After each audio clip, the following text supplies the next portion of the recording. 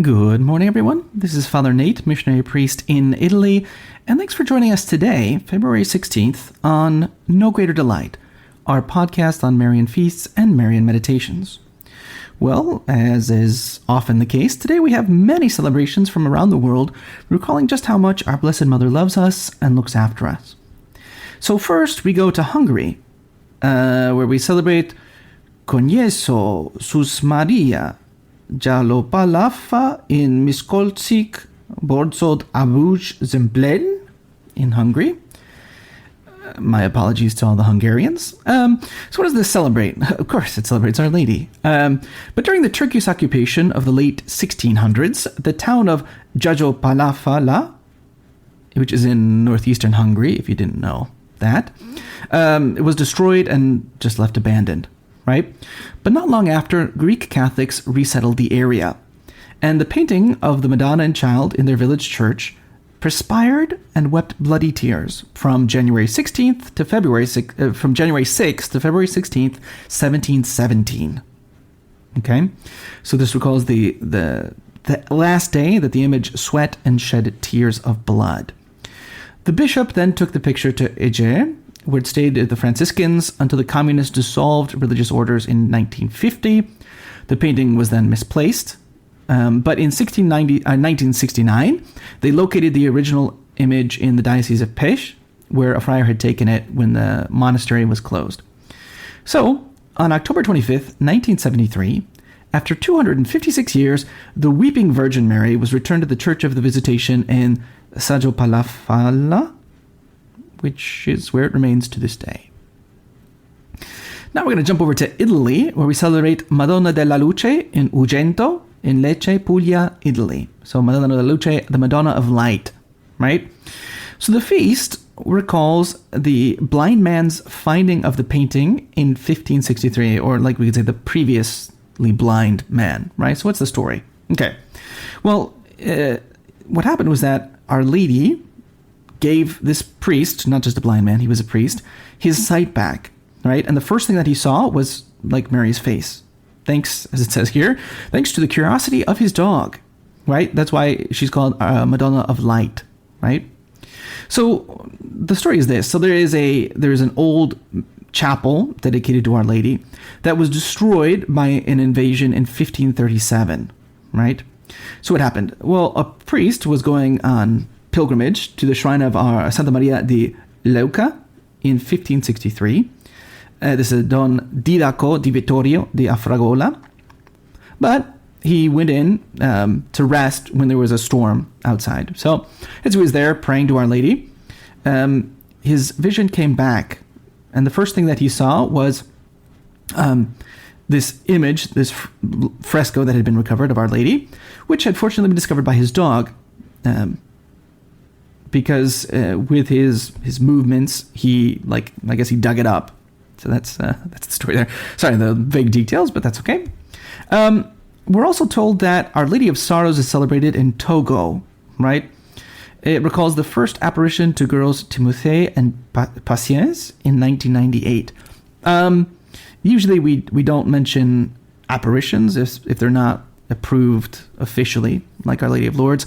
However, this one does say that there are diocesan pilgrimages. I found evidence of diocesan pilgrimages taking place to this site, so presumably it has some level of approval. Now going over to Asia, we celebrate Reine de la Paix, Our Lady of Peace, Queen of Peace, in Saigon, Vietnam. On this day in 1959, the statue was installed in the Saigon Cathedral.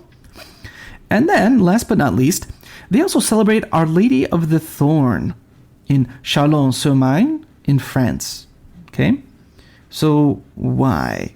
Why do we celebrate this? Well, I'm not actually sure, believe it or not, because it was on the night of the Feast of the Annunciation, March 24th in 1400, that some shepherds were tending their flocks and were attracted by a bright light coming from the chapel of St. John the Baptist near Chalon, France. So when they got closer to the light, they saw it was actually a bush that was fully in flames. And in the midst of the flames was a statue of the Blessed Mother, standing unharmed. In fact, although the fire burned brightly, the branches and the leaves of the thorn bush were also unaffected, right? So the miracle continued all through the night and into the next day. And so people heard about it, and they rushed to see this burning bush that's reminded them of Moses on Mount Horeb. The Bishop of Chalon, Charles of Poitiers, himself witnessed it, right? The fact that there was a burning bush and the statue were both unaffected by the fire. So this beautiful church of Our Lady has been recognized by several popes, right? Including Calixtus III, Pius II, and Gregory XV.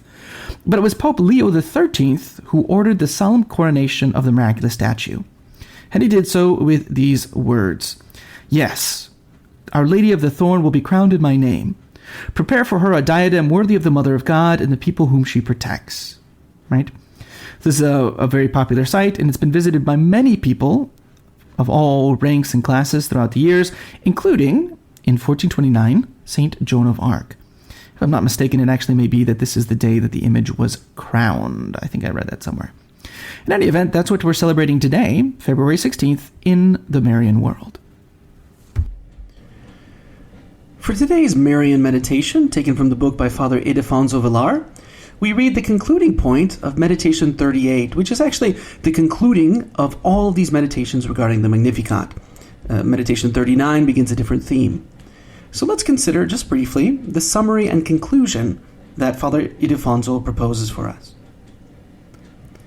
The Magnificat is a sublime canticle. How beautiful is Mary's prayer! How many things it embraces! What a canticle of gratitude to God!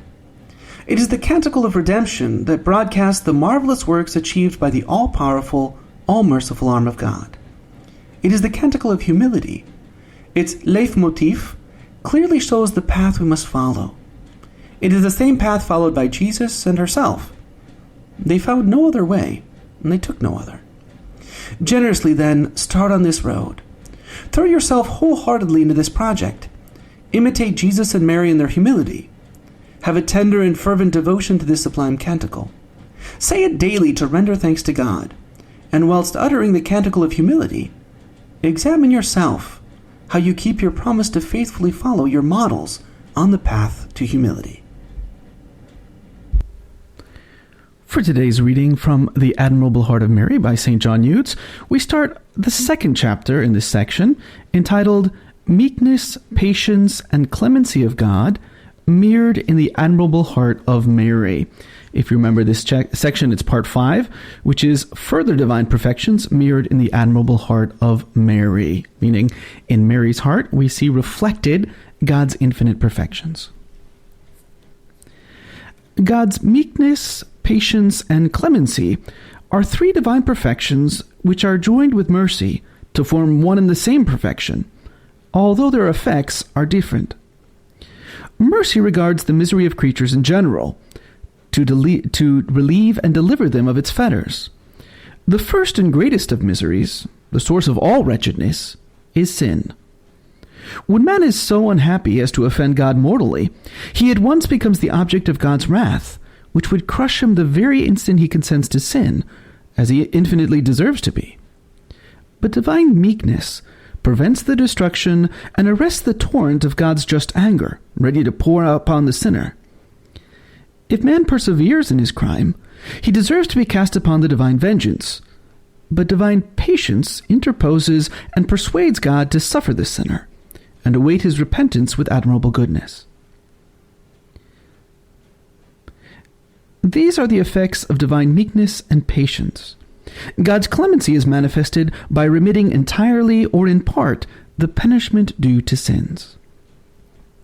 Whoever is in mortal sin deserves the eternal punishment of hell, but divine clemency often sends temporal affliction to those who are in that miserable state, to oblige them to struggle out of it, and thus become delivered from eternal suffering. If they will be converted, at that very instant they feel sentiments of true remorse, and divine mercy effaces the guilt of sin from their souls. Although the actual guilt is thus effaced, it remains true that divine justice still pursues the sinner to exact the penalty his offenses have deserved. But divine clemency commutes first of all the eternal penalty into a temporal punishment. Furthermore, God's marvelous clemency seeks to deliver the sinner even from these temporal punishments, or at least to diminish them, and sends further afflictions by means of which sinful man may satisfy divine justice. Hello, and we hope that you enjoyed listening to our Marian podcast. In the spirit of Saint Bernard of Clairvaux, we say to you that there is no greater delight than to spread the devotion of Our Lady. We hope you share these sentiments and encourage you greatly to share with a loved one. Know that you are always in our prayers, and we ask that you keep us in yours. God bless.